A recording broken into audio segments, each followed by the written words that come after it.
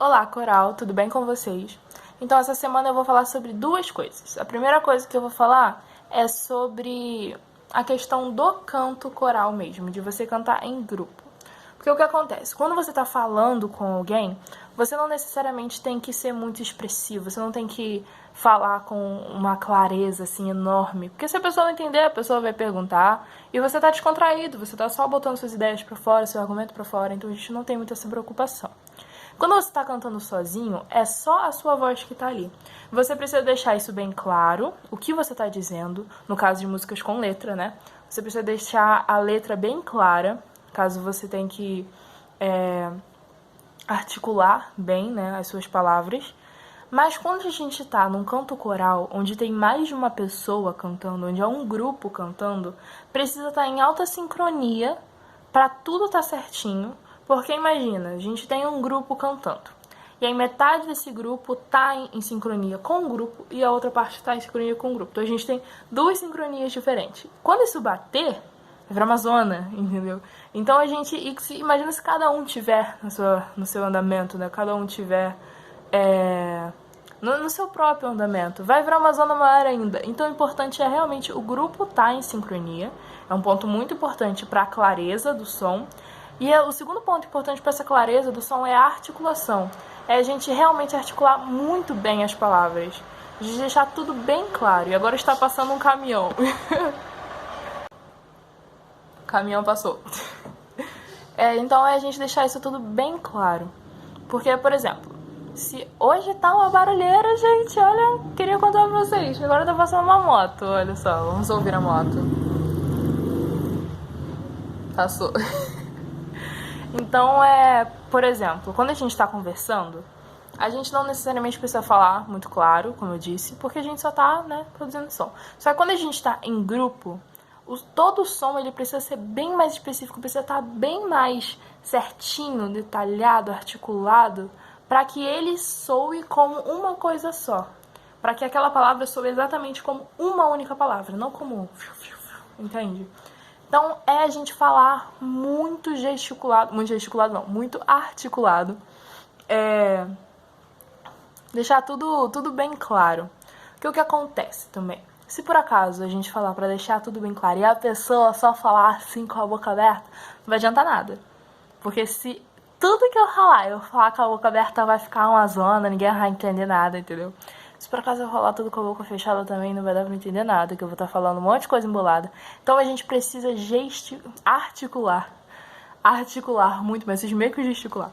Articular muito bem as palavras, as sílabas, todos os sons que a gente produzir. Deixar tudo bem claro. Pra quando tiver todo mundo cantando em grupo, quando todo mundo estiver articulando junto, esse som vai sair muito mais claro e faz toda a diferença. Então era isso que eu queria falar, para a gente ter bastante isso em mente. Mas quando a gente for cantar junto, né, do que agora, tô falando isso agora só pra gente saber, né, é importante a gente saber isso também, e pra ter isso guardado na mente, ter isso em mente. A segunda coisa é sobre cantar.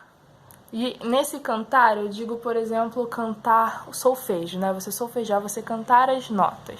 Porque o que acontece? Quando você canta uma nota, pra você cantar aquela nota, não necessariamente você precisa cantar o nome dela. Tipo, você vai cantar sol, não é você cantar qualquer coisa falando sol. Não é isso. O sol é uma nota, então ela tem uma altura, ela pertence a uma altura, que sol. Então, pra você cantar sol, você pode estar cantando sol e falando girafa. Você pode cantar sol e falar lá, entendeu? O que importa é o sol. Não o sol, parece que é o sol, né? O que importa é a nota e não o seu nome. Óbvio que quando a gente tá solfejando é importante, né? Se a gente tá solfejando com o nome das notas, é importante cantar o nome das notas certo, né? Mas o que importa mais é a nota, o resultado que você vai cantar. Uma coisa importante também de ter em mente é a questão da oitava. A gente sabe que existe grave, que é aquele som lá de baixo, que parece que tá mais embaixo, que é o grave. E a gente tem o agudo, que era lá em cima, parece um passarinhozinho, não sei. Agudo. Então a gente tem essa visão do grave mais embaixo e do agudo mais em cima. E quando a gente canta uma oitava, a primeira nota da oitava tá aqui e a última nota da oitava tá aqui, sendo que elas têm o mesmo nome. O que eu quero dizer, por exemplo, uma escala de sol, ela vai sair sol, lá, si, dó, ré, mi, fá, sol. E ela vai parar em outro sol. Então, a gente tem que ter em mente de que tá subindo, é como se fosse uma escada. E essa escada, cada intervalo de um degrau para o outro, é de tom ou metade de um tom, que é um semitom, que são intervalos entre as notas. Por exemplo, existe um intervalo entre o sol pro lá, do lá pro si, si pro dó, dó pra ré, ré pra mi, mi pra fá, fá pra sol.